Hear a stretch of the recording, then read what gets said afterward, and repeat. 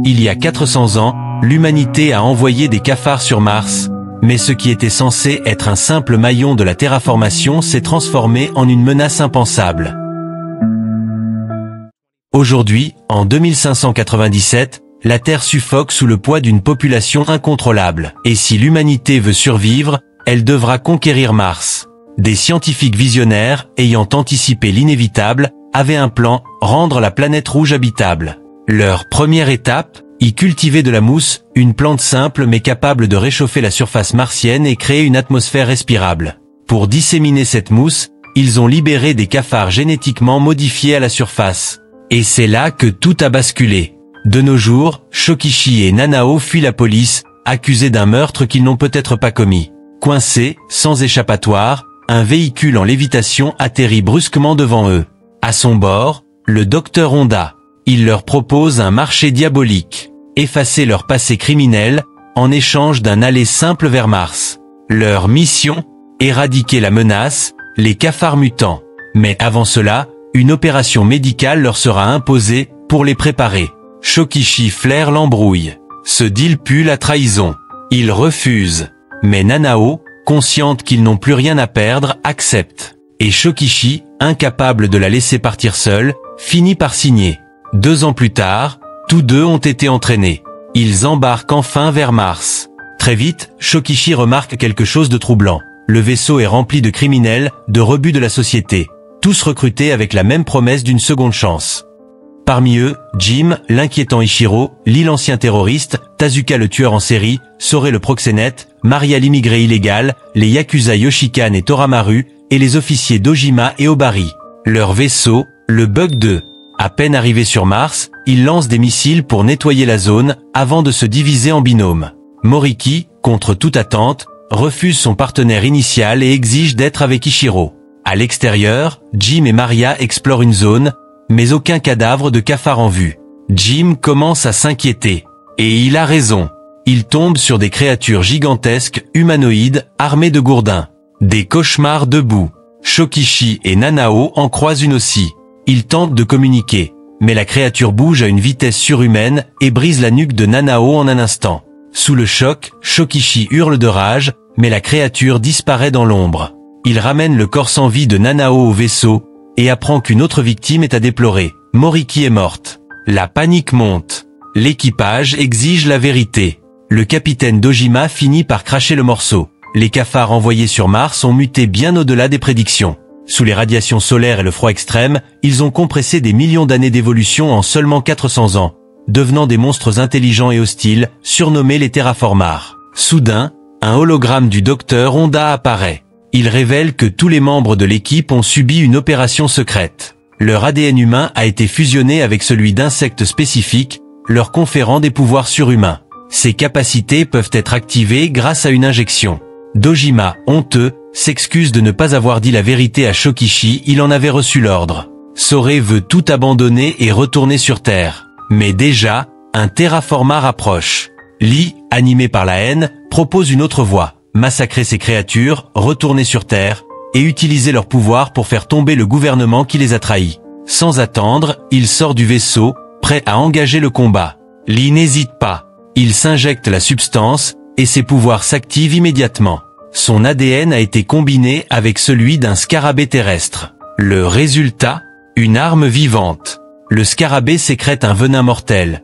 Mais à l'échelle humaine, son jet devient un véritable lance-flamme. Lee attaque sans relâche, brûlant le terraformar dans un déluge de flammes. Pendant un instant, tout le monde croit à la victoire. Mais la créature se relève. Elle résiste, et en une fraction de seconde, elle transperce le torse de Lee d'un coup de poing. Morte instantanée. Le terraformar entre dans le vaisseau. L'équipage panique, s'injecte tout leur dose. Mais le capitaine Dojima intervient. Je vais vous montrer comment on les affronte. Il s'injecte à son tour. Son ADN est celui d'une fourmi-balle de fusil, l'un des insectes les plus féroces du monde. En un seul coup, il pulvérise le monstre. À peine ont-ils repris leur souffle qu'un essaim de terraformars surgit à l'horizon. Mais, pourquoi ils nous attaquent? Murmure Sore, terrifié. Maria, glaciale, répond. Les humains tuent les cafards sans raison. Peut-être qu'ils font pareil. Obari tente de lancer le vaisseau pour fuir. Échec. Le système ne répond pas. Le capitaine Dojima prend une décision radicale. L'équipage doit rejoindre le vaisseau Bug 1, doté du même système. Lui, fera diversion. Shokichi, Jim et Ichiro veulent rester. Dojima n'accepte que Ichiro. Avant de partir, Shokichi va dire adieu au corps de Nanao. Mais un détail glaçant le saisit. Des filaments d'une étrange matière sortent de son corps. Pendant ce temps, l'évacuation commence. Tazuka s'injecte son sérum et se transforme en insecte cracheur de feu. Il devient littéralement la propulsion vivante du véhicule, crachant des flammes pour ouvrir un passage dans la horde de terraformars. À bord du Bug 2, Dojima et Ichiro déclenchent leur plan. Attirer les terraformars à l'intérieur et purger l'oxygène.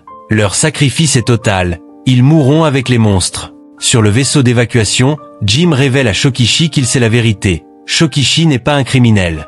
Il a pris la faute de Nanao. Un jour, alors qu'elle était harcelée, Shokichi est intervenu. L'homme s'est jeté sur eux, et dans la panique, Nanao l'a poignardé. Shokichi s'est accusé, pour la protéger. Je te soutiendrai, Shokichi, pour lui rendre justice, pour qu'elle repose en paix. Mais soudain, une vague approche, une vague vivante de milliers de terraformars. Tazuka crache des flammes pour les repousser. Ça fonctionne. Mais une deuxième vague, encore plus massive, surgit. Sorei et Maria s'injectent leur sérum. Leur ADN, 2 types de scarabées. Leur corps se recouvre d'une armure impénétrable. Le véhicule résiste, mais se renverse. Sorei, Maria et Tazuka sont projetés au sol, et dévorés vivants par les terraformars. Sur le Bug 2, Dojima et Ichiro activent la purge d'oxygène. Tous les terraformars, et eux avec, périssent. Shokichi, Jim et Obari atteignent le vaisseau Bug 1. Ils découvrent qu'il émet un signal étrange. Pendant ce temps, Yoshikani et Toramaru sont abattus par des terraformars. Pire encore, un terraformar communique avec Dr Honda. Celui-ci lui ordonne d'exécuter un plan secret. Conscient que le combat est inévitable, Shokichi, Jim et Obari s'injectent leur dose. Shokichi devient un frelon géant asiatique, Jim un criquet du désert, et Obari une mantis religieuse. Ensemble, ils exterminent les terraformars. Puis, derrière le vaisseau, ils découvrent l'impensable, des pyramides. Des structures gigantesques, bâties sur Mars. Par qui? Sur le Bug 2, le terraformar parlant revient. Il réactive l'oxygène. Il vise Dojima avec une arme. Mais Dojima l'arrête. Qui es-tu? La créature retire sa peau. Ce n'est pas un terraformar. C'est Moriki. Elle est vivante. Ichiro avait menti dès le début. Moriki n'est pas morte. Son ADN a été fusionné avec celui d'une guêpe émeraude, un insecte capable d'infiltrer, manipuler et paralyser.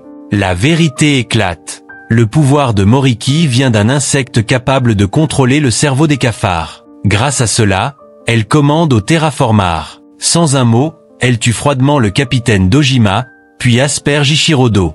Son ADN avait été combiné à celui d'un chironomidé dormant, un insecte capable de survivre dans le vide spatial en entrant en hibernation. L'eau le réveille. À présent éveillé, Moriki et Ichiro placent un œuf géant de terraformar à bord du vaisseau. Ils s'apprêtent à quitter Mars, pour ramener l'horreur sur Terre. Dr Honda révèle alors la vérité à Shokichi, Jim et Obari. Depuis le début, le plan était que seul Ichiro et Moriki reviennent avec un œuf. Le reste de l'équipe, des cobayes. Leur mission n'était qu'un test pour évaluer les capacités de combat des terraformars. Et c'est Ichiro lui-même qui avait saboté le système de lancement du Bug 2. Quand Obari interroge Honda sur les pyramides martiennes, il lâche, cynique. Les cafards n'ont pas été envoyés par l'homme. Ils ont évolué ici. De même, dans le vaisseau en partance, Ichiro et Moriki partagent leur passé.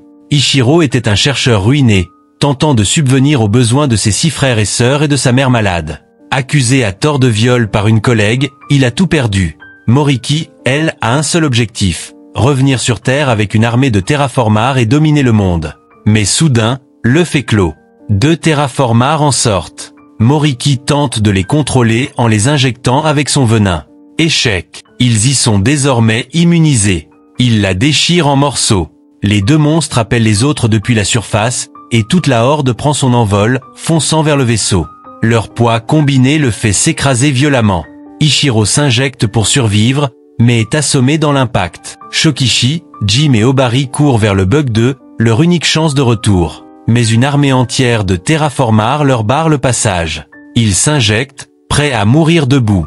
Le combat est titanesque. Ils tuent des dizaines de monstres. Mais les nouveau-nés débarquent, plus rapides, plus violents, plus évolués. Obari est tué. Jim comprend que les injections standards ne suffisent plus. Il s'en injecte une deuxième. Puis Shokichi fait de même. Mais même ça ne suffit pas. Jim va plus loin, il s'injecte encore et encore. Son corps se déforme. Il dégénère. Malade, en train de mourir, il avoue à Shokichi. « Je n'avais plus rien. Mais j'ai trouvé une famille. Toi et Obari. » Alors que Shokichi est au sol, presque achevé par un terraformar, une ombre surgit. Couverte de toile, son corps diffusant une étrange poudre inflammable. C'est Nanao. Mutée. Vivante. Jim comprend. Cette poudre, elle va tout faire exploser. Il ordonne à Shokichi de fuir. Mais Shokichi, guidé par son cœur, déploie des ailes et vole vers Nanao. Un terraformar tire. L'impact cause l'explosion. Jim se jette pour sauver Shokichi. Nanao est englouti par les flammes. Lorsque la poussière retombe, Shokichi découvre Jim, totalement métamorphosé en criquet. Il est mourant. D'une voix faible, il murmure. « Rentre sur Terre, c'est ce que Nanao aurait voulu. » Shokichi se dirige vers le vaisseau. Un terraformar tente de l'arrêter.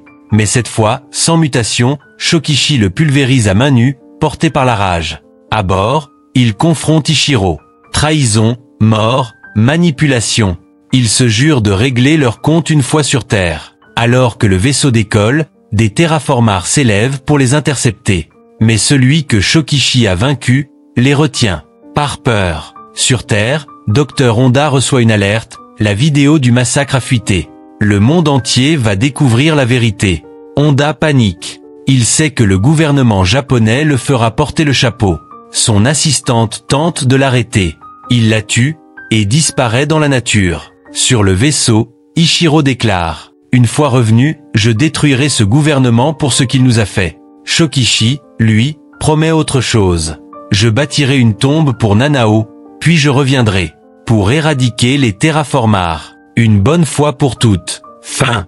Merci d'avoir regardé. Si ce genre d'histoire vous plaît, abonnez-vous à notre chaîne. Et dites-nous dans les commentaires quel film vous voulez qu'on vous raconte la prochaine fois.